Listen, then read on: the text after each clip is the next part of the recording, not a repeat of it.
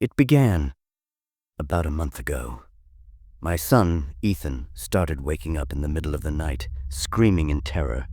His cries were like nothing I'd ever heard before, high-pitched, desperate, and full of fear. Each time I ran into his room, and each time I found him trembling, his eyes wide open, his little hands clutching the sheets as if he were holding on to something invisible. I tried everything. I comforted him. I reassured him that it was just a nightmare, that everything was fine. I checked under the bed, in the closet, and around the room for any sign of a real threat.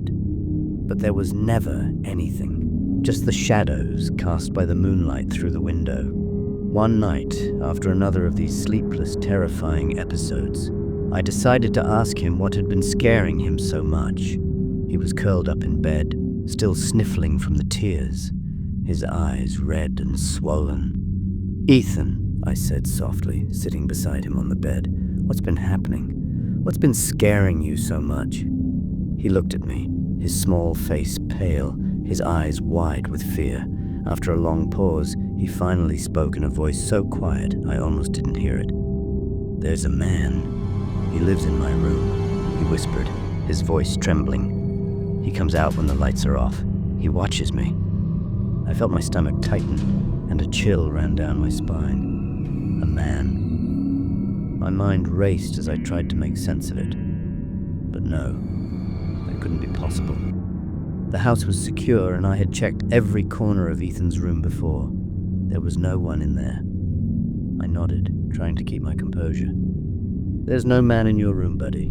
It's just a bad dream." But the fear in his eyes told me otherwise. I kissed him on the forehead and left the room, leaving the door slightly ajar. The next few nights passed without incident. Ethan seemed to be sleeping soundly again. I let myself relax, believing it was just a phase. But then, it happened again. One evening, as I was walking down the hallway, I noticed Ethan's door slightly ajar. I paused, hearing a faint sound from inside, a low hum, almost like a whisper. My heart skipped a beat. I hesitated, then pushed the door open. Ethan was lying in bed, his covers pulled up to his chin. But there, standing next to his bed, was a figure, a tall man dressed in dark clothing. He wasn't moving, just standing there, staring at my son with unblinking eyes. I froze. My mind raced. Who was this person? How had he gotten in? Without thinking, I took a step forward. The man didn't react. It was as if he hadn't even noticed me. The room felt unnaturally cold, and a creeping sense of dread washed over me. As I took another step, the man turned his head slowly, his gaze locking with mine. The coldness in his eyes pierced through me. I turned to run, my heart racing, but just as I reached for the door handle, the door slammed shut, hard. The walls rattled with the force. I jerked on the handle, but it was locked. I pounded on the door, shouting for help, but my voice sounded distant, muffled. Behind me, I heard it.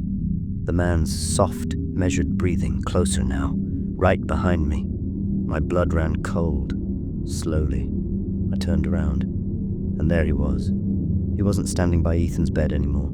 He was standing directly in front of me, inches away. His face, his eyes were wide open, black, void-like. There was no emotion in his gaze, nothing human. "Leave him alone," I whispered. My voice was shaking. I didn't know what else to do, but the urge to protect my son burned through me. The man didn't speak. He didn't move. He just stood there, watching. Suddenly, the door creaked open behind me. My body surged with relief, and I darted out of the room. I grabbed Ethan, and we ran down the hallway. I slammed the door behind us and locked it from the outside. That night, I didn't sleep. We moved the next day. I didn't want to think about what had happened in that room. I didn't want to know why he was there, or why he was watching my son. Ethan has never talked about the man again. He sleeps soundly in his new room. But sometimes, when I pass a darkened room at night, I feel it, that odd chill, a sensation of being watched.